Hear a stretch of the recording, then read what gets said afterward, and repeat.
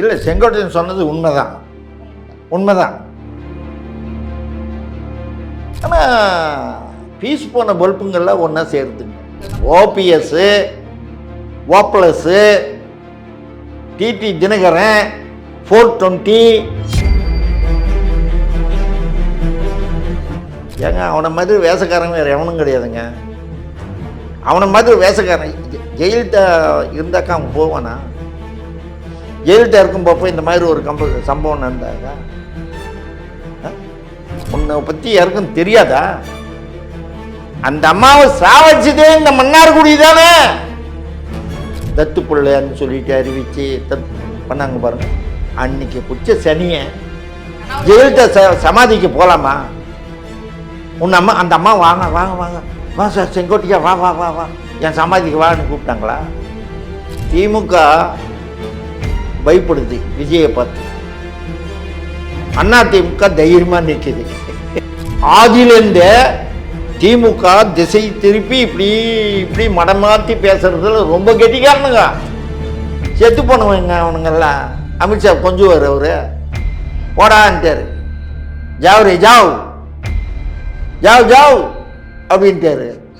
எப்பெல்லாம் அந்த அம்மாவுக்கு சோதனை காலம் வந்ததோ அப்பெல்லாம் இவர் முதலமைச்சராக இருந்தார். ஒரு சமயம் இந்த அம்மா போகணும்னு சொல்லிட்டு கூட வேண்டின்னு இருப்பாங்க. அவன் நேயர்கள் அனைவருக்கும் வணக்கம். இன்று நம் நிகழ்ச்சியின் சிறப்பு விருந்தினர் அதிமுகவின் மூத்த முன்னோடி ஓம்பொடி பிரசாத் அவர்கள் இணைந்துள்ளார். வணக்கம் சார். வணக்கம். செங்கோட்டையன் அவர்கள் பார்த்தீங்கன்னா தொடர்ந்து அதிமுகல இருந்து நம்ம வந்து தாவைக்கால சேர்றதை பார்த்துட்டு வரோம் கொஞ்ச நாளா. இப்போ பார்த்தீங்கன்னா செங்கோட்டையன் அவர்கள் சொல்லியிருக்காரு, பொங்கலுக்குள்ள பார்த்தீங்கன்னா ஓபிஎஸ் டிடிவி இவங்க ரெண்டு பேரையும் வந்து தாவைக்கால நீங்க எதிர்பார்க்கலாம் அப்படின்ற மாதிரி ஒரு கருத்தை வந்து சொல்லியிருக்காரு. இது எந்த அளவுக்கு உண்மை சார்? உண்மையாகவே வந்து ஓபிஎஸும் டிடிவி தினகரனும் தாவைக்காக்கு வராங்களா சார்? இல்லை, செங்கோட்டையன் சொன்னது உண்மைதான், உண்மைதான். என் மனசுக்கு அப்படி தான் படுது. ஆனால் பீஸ் போன பல்புங்கள்லாம் ஒன்றா சேருதுங்க. பீஸ் போன பல்புங்க எல்லாமே செங்கோட்டை முதல் கொண்டு ஓபிஎஸ் முதல் கொண்டு டிடி தினகரன் முதல் கொண்டு இன்னும் யாராவது போகிறாங்களோ சேர்ந்தவங்களோ எல்லாம் பீஸ் போன பல்புங்க தான். ஆனால் அவங்க அதிமுகவில் தானே இருந்தாங்க. இப்போ பீஸ் போச்சு. அதிமுகல இருக்கும்போது இந்த குற்றச்சாட்டை நீங்க வைக்கல, அந்த கட்சியை விட்டு வெளில வரப்ப நீங்க வந்து இந்த மாதிரியான குற்றச்சாட்டுகளை வைக்கிறீங்களா? அதாவது குற்றச்சாட்டு இல்லை, இது பீஸ் போச்சுன்றேன். நீங்க பல்பு நல்லா எரியுது, பீஸ் போச்சுன்னா என்ன பண்ணுவீங்க? நீங்க தூக்கி போடுறோம், அவ்வளோதான். சரியில்லைன்னா தூக்கி போட வேண்டியதுதான். இது ஒன்றும் சந்தேகம் ஒன்றும் கிடையாது. அந்த மாதிரி தான் இப்போ ஓபிஎஸ் டிடிவி அவர்கள், ஓபிஎஸ், ஓப்ளஸ், டிடி தினகரன், 420 நான் சொல்லலைங்க, எல்லாம் மக்கள் சொன்னது தான். ஜெயலலிதா அம்மாவே சொல்லிட்டு போனாங்க, கட்சி விட்டே நீக்கினாங்க, வீட்டுக்குள்ளேயே சேர்க்கலை. அந்த அம்மா பேரில், அந்த அம்மா இல்லாத நேரத்தில் அந்த அம்மா பேரில் பயன்படுத்தி அம்மா மக்கள் முன்னேற்ற கழகம். என்னடா வேஷம்? மக்களுக்கு தெரியாதா நீ யாருன்னு? உன்னை பற்றி யாருக்கும் தெரியாதா? அந்த அம்மாவை சாவச்சதே இந்த மன்னார்குடி தானே. Mannargudi gang, Sasikala gang, Dinakaran gang. Jayalalithaa அம்மாவுடைய பதவிக்கே வள வச்சவனுங்களாச்சே இவங்க. பெங்களூர்ல உட்காந்து ரகசியமா பேசுறது வந்துச்சு இவங்களோட பிளான். ஆமா, இதுக்கு உடனே சசிகலா எல்லா கதையும் எல்லாருக்கும் தெரியுங்க. கட்சி விட்டு இப்போ கட்சி அதிமுக வந்து அருமையான கட்சியாக இருக்குதுங்க. அதாவது உண்மையை சொல்கிறேன், நான் வந்து மூத்த தொண்டை. நான் அதிமுகவில் மூத்த தொண்டை. நான் ஜெயலலிதா இறந்ததுக்கப்புறம், அதாவது மக்கள் திலகம் புரட்சி தலைவர், எங்கள் தலைவர், கண்கண்ட தெய்வம், அவர் இறந்ததுக்கப்புறம் இந்த கட்சி எப்படியாமோ ஏதாமோன்னு போப்போ ஜானகி அம்மா வந்தாங்க. ஜானகி அம்மாவுக்கு எதிராக இந்த அம்மா போட்டிட்டாங்க, ஜெயலலிதா அம்மா. ஜானகி அம்மா தோத்துட்டாங்க. தோற்ற உடனே அவங்க இந்த கட்சியை நீயே நடத்துமா அப்படின்னு சொல்லிட்டு பெரிய மனசு, இந்த பெரும் மனசோட அந்த அம்மா இந்த ஜெயலலிதா கிட்ட அந்த கட்சியை ஒப்படைச்சிட்டு அந்த அம்மா பேசாமல் இருந்துட்டாங்க. ஜெயலலிதா நல்லாவே நடத்துனாங்க. இந்த கட்சி நல்லா நடத்துனது இந்த தீய சக்திகளை சேர்த்ததுனால தான் அந்த அம்மாவுக்கு கெட்ட பேர். அந்த அம்மாவுக்கு அந்த கல்யாணம் பண்ணார் பாருங்க, தத்து பிள்ளைன்னு சொல்லிட்டு அறிவித்து பண்ணாங்க பாருங்க, அன்றைக்கி பிடிச்ச சனியை அதிமுகவுக்கு எப்போ விட்டுதுன்னா ஜெயலலிதா அம்மா இறந்துது பாருங்க, இந்த சசிகலை தூக்கி போட்டாங்க பாருங்க, அப்போதாங்க அதிமுகவுக்கு அந்த சனியை போயிடுச்சு. இப்போ என்ன அதிமுகல இருந்து இப்படி நிறைய பேர் வெளியேறாங்க, அதெல்லாம் நம்ம வந்து அதிமுகவுக்கு வந்து ஒரு பின்னடைவா தானே சார் பார்க்கணும்? ஒன்றும் கிடையாது. இங்கே செல்லா காசு, இங்கே நம்ம சொல்லு இங்கே செல்படி ஆகாதுன்னாக்கா போயிடுவான். புரியுதுங்களா? உண்மையான கொள்கை பற்று இருக்கிறவன் போக மாட்டான். காசுக்காக வர்றவன், வியாபாரத்துக்காக வர்றவன், இவன் இந்த துண்டை எப்போனாலும் மாற்றிக்குவான். அவனுக்கு கொள்கை கிடையாது. போகிறவனுக்கு எவனுக்குமே கொள்கை கிடையாது. நான் தான் ஒவ்வொரு ஊடகத்திலையும் சொல்கிறேனே, அதிமுக பதவிகளை சுகங்களை அனுபவிச்சுட்டு எம்எல்ஏ மந்திரி இந்த மாதிரி வாரிய தலைவர் அது இது ஒன்றியம் அது மாவட்டம்னு சொல்லிட்டு பெரிய பெரிய பதவிகளெல்லாம் அனுபவிச்சுட்டு நீ இங்கெல்லாம் மாற்று கட்சிக்கு போனால் நீங்கள்லாம் யார்? உங்களெல்லாம் ஜனங்களெல்லாம் என்ன கூப்பிடுவாங்க? உங்களை தீய சக்திகள் தான் கூப்பிடுவாங்க.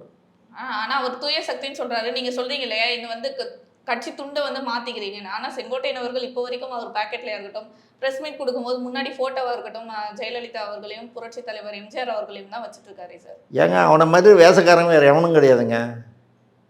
அவனை மாதிரி வேசக்காரன் ஜெயலலிதா இருந்தாக்கா அவன் போவானா? ஜெயலலிதா இருக்கும் போப்போ இந்த மாதிரி ஒரு சம்பவம் நடந்தாக்கா ஜெயலலிதா சமாதிக்கு போகலாமா? உன் அம்மா அந்த அம்மா வாங்க வாங்க வாங்க வா சார் செங்கோட்டையா வா வா வா வா என் சமாதிக்கு வான்னு கூப்பிட்டாங்களா? அது ஒரு மரியாதை செலுத்துறது. என்ன மரியாதை? போலாமே சார். அது போற நாய் போடா போடா நன்றி கேட்டுவேன். நீ போம்பப்போ நீ என்ன பண்ணியிருக்கணும்? நீ உத்தமனா இருந்தா நீ அரசாங்கத்தில் வாங்குற பாரு அதிமுக மூலியமா பென்ஷனு, அந்த பென்ஷன் எல்லாம் சரண்டர் பண்ணிட்டு போயிருந்தா உன்னை நான் தலைவனை ஏற்றுப்பேன். நான் எவனா இருந்தான்னா அதிமுக சொகுசு அனுபவிப்பீங்க, பென்ஷன் வேணும், உங்களுக்கு பதவி இன்னொரு இடத்துல வேணும், இங்க பதவி இல்லைன்னு ஒண்ணா அதுதானே நியாயமா? இது மக்கள் இதெல்லாம் கேட்க மாட்டாங்களா? மக்களுக்கு இதெல்லாம் புரியாதா?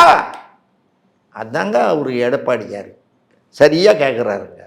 ஆனா அப்படிப்பட்ட அதிமுக எடப்பாடி அவர்களை வந்து விஜய் அவர்கள் வந்து கணக்கிலே களத்திலே இல்லாத மாதிரி அவர் பேரை எங்கேயுமே நீங்க லூசு பையங்க, அவனை போய் நீங்க பேசுறீங்க. விஜய் லூசு பையங்க, அவன் லூசுக்கு. அவன் அதிமுக உருவாக்கம் பப்ப அவன் பிறக்கவே இல்லைங்க. புரியுதா? அவனுக்கு என்ன தெரியும் அதிமுக பத்தி?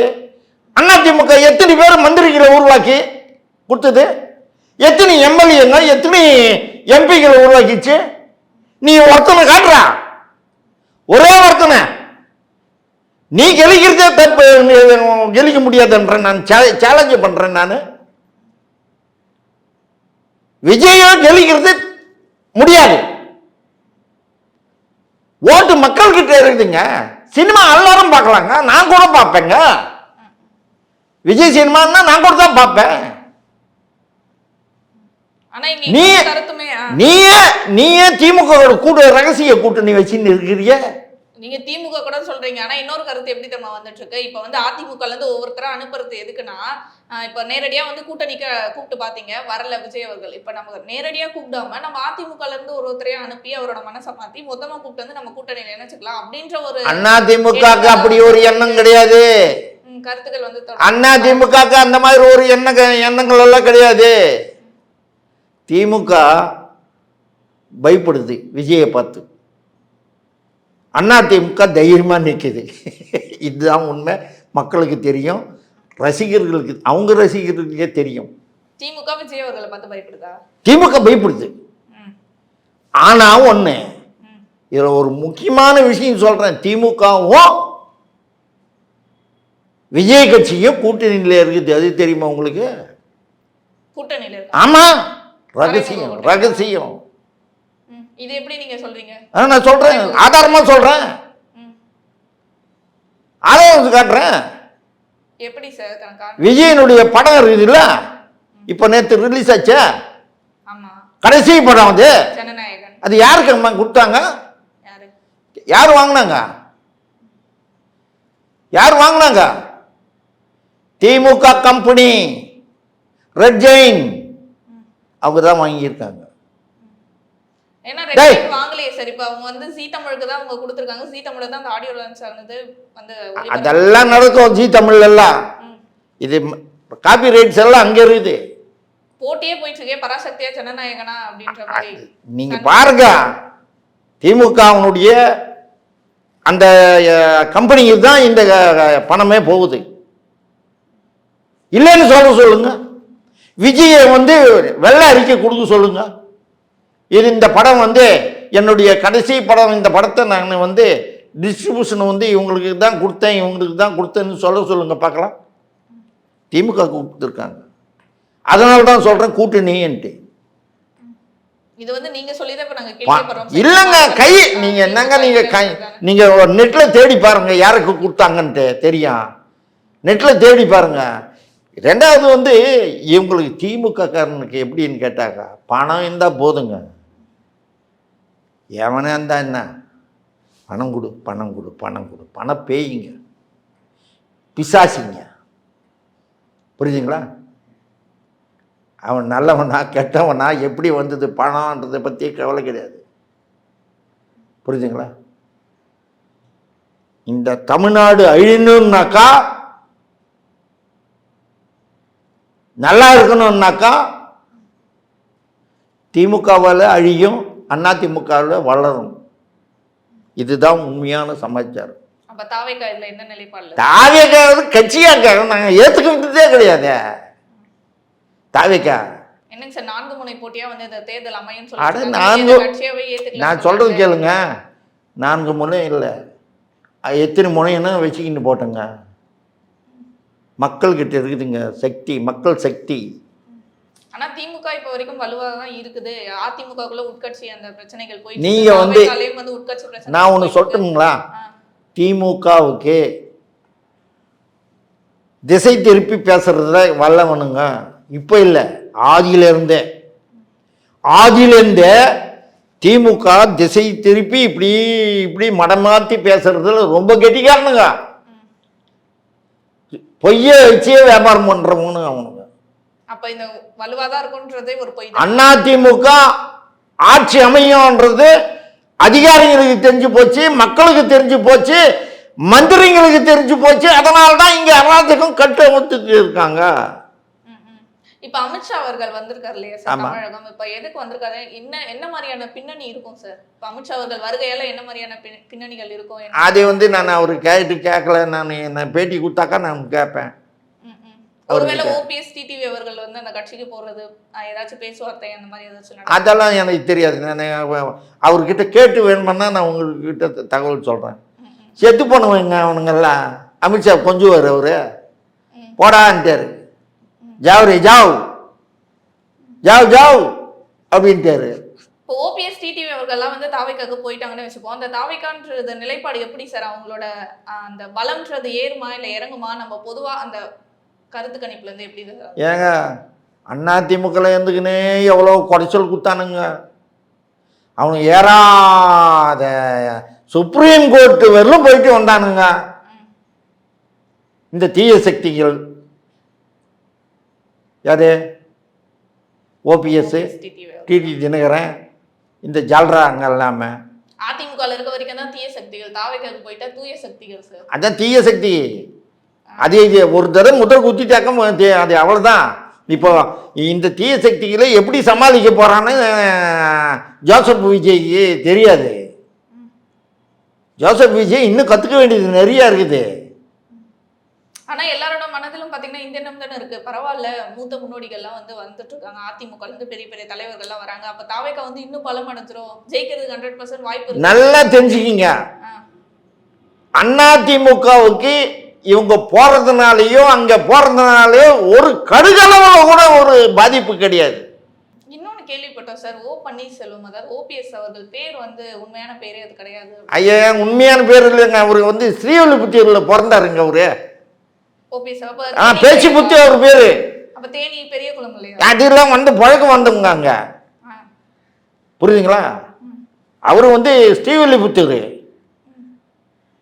உண்மையான பேரு பேச்சிமுத்து. பேச்சிமுத்தி அவர் பேரு. ஆனா இப்ப பன்னீர்செல்வம் மூணு தடவை முதலமைச்சர், 3 தடவை முதலமைச்சர் இருந்தார். காபந்து அரசுக்கு தற்காலிக முதலமைச்சராக 3 தடவை இருந்தாரு. மொத்தம் 500 நாள் அவர் இருந்தது. நீங்க நெட்ல பாருங்க, இவர் அவர்கிட்ட கூட கேளுங்க. 3 தடவை இருந்தாரு, 3 தடவை இருந்தாருன்னாக்கா எப்பெல்லாம் அந்த அம்மாவுக்கு சோதனை காலம் வந்ததோ அப்பெல்லாம் இவர் முதலமைச்சராக இருந்தார். ஒரு சமயம் இந்த அம்மா போகணும்னு சொல்லிட்டு கூட வேண்டின்னு இருப்பாங்க, அவன் எதுக்கு நம்ம நிரந்தர முதலமைச்சர், நம்ம நிரந்தரமா முதலமைச்சர் ஆகணும்ட்டு. ஓகே ஓகே சார், 2026 தேர்தல். வணக்கம்.